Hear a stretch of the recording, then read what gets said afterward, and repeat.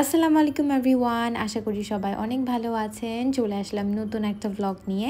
আপনারা হয়তো আমাদের দাওয়াতের পিকচার্স অলরেডি দেখে ফেলেছেন। আমাদের বাসায় আবার দাওয়াত ছিল, সো সেটা নিয়ে আজকের ব্লগ। বাট দাওয়াতের আগের দিন মানে আমাদের বাসায় ওয়েডনেসডে দাওয়াত ছিল, সো মানডে রাতে হচ্ছে আমরা সবাই মিলে বের হয়েছিলাম আইসক্রিম খাওয়ার জন্য।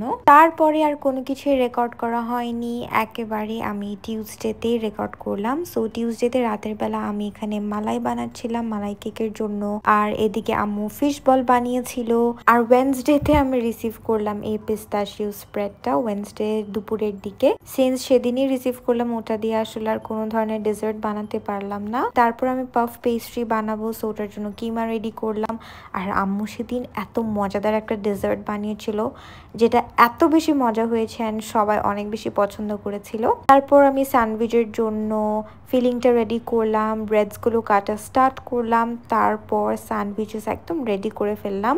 আর সেদিন না বেবি যে সুইটসগুলো থাকে ছোট ছোট মিষ্টিগুলো, ওগুলো হচ্ছে আমরা কালো জামটা চাচ্ছিলাম, বাট কোথাও ছিল না।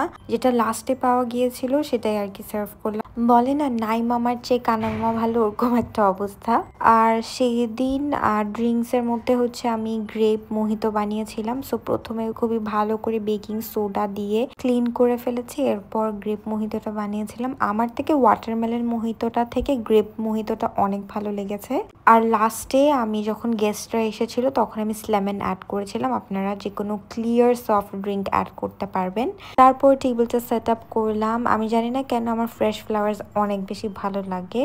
আমি যে রেডি হব সেই স্ট্রেংথটা আমার ছিল না। আমি জাস্ট টি শার্টটা চেঞ্জ করলাম, হাত মুখ ধুলাম, আর এই মাছটা দিয়ে বাতাসা মরিচের এত সুন্দর একটা স্মেল আসছিল। তারপর আমি আমার পাফ পেস্ট্রিগুলো এয়ার ফ্রায়ারে দিয়ে দিলাম। আফটার দ্যাট আমি সব ডেজার্টসগুলো আস্তে আস্তে সার্ভ করা স্টার্ট করলাম। কাপে যে ডেজার্টটা দেখতে পাচ্ছিলেন ওটা আম্মু বানিয়েছিল, ওটা আম্মু নিজ থেকে আর কি বানিয়েছে, আম্মুর নিজের recipe, and it was so good. সবাই এটা এত বেশি পছন্দ করেছিল।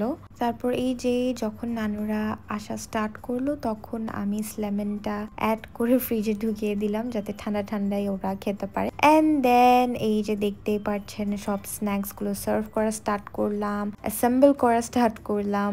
আমি আর আম্মু আসলে দাওয়াত নিয়ে অনেক এক্সাইটেড থাকি, কি নিউ স্ন্যাক আইটেম করা যায়, কি কি সার্ভ করা যায় টেবিলে, ওটা নিয়ে।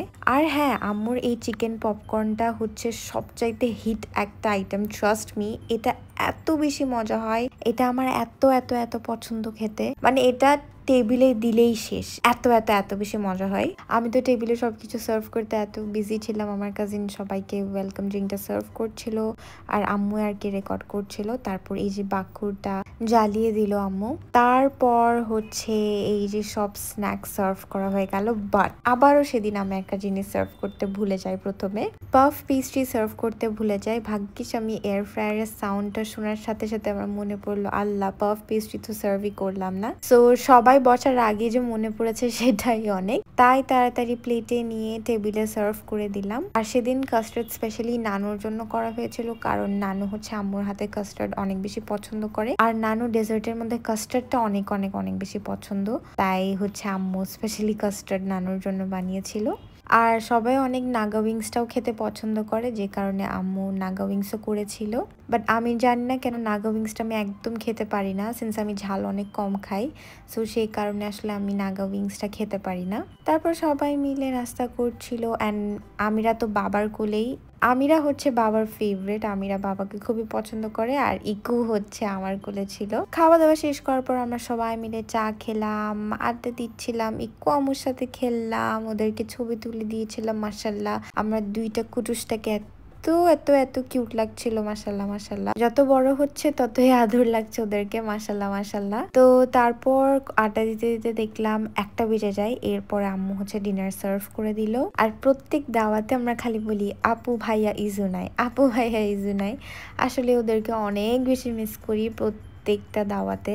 আর আম্মুর হাতের এই চিংড়িটা আমার এত ভালো লাগে, আমার চিংড়ি এমনিই ফেভারিট। তো যেভাবে রান্না করে না কেন আমার খুবই ভালো লাগে চিংড়ি খেতে। আর হচ্ছে আম্মুর হাতের কাবাব, আমার মনে হয় আমার হাতের কাবাব সবারই ফেভারিট, মানে এটা এত মজা হয় মাশাআল্লাহ। তো প্রথমে মামারা আঙ্কেলরা সবাই খেতে বসেছে, কারণ সবাই একসাথে জায়গা হচ্ছিল না। তারপর পরে আমরা খেতে বসেছিলাম, এরপরে সবাইকে কাস্টার্ড আর মালাই কেকটা সার্ভ করলাম ডেজার্টে, তারপরে সবাই আর কি চলে যায়। তো এটাই ছিল আজকের দাওয়াত ব্লগ। আশা করি সবার অনেক ভালো লেগেছে। Don't forget to like, comment and share this video with your friends and family. Thank you for watching. আল্লাহ হাফেজ।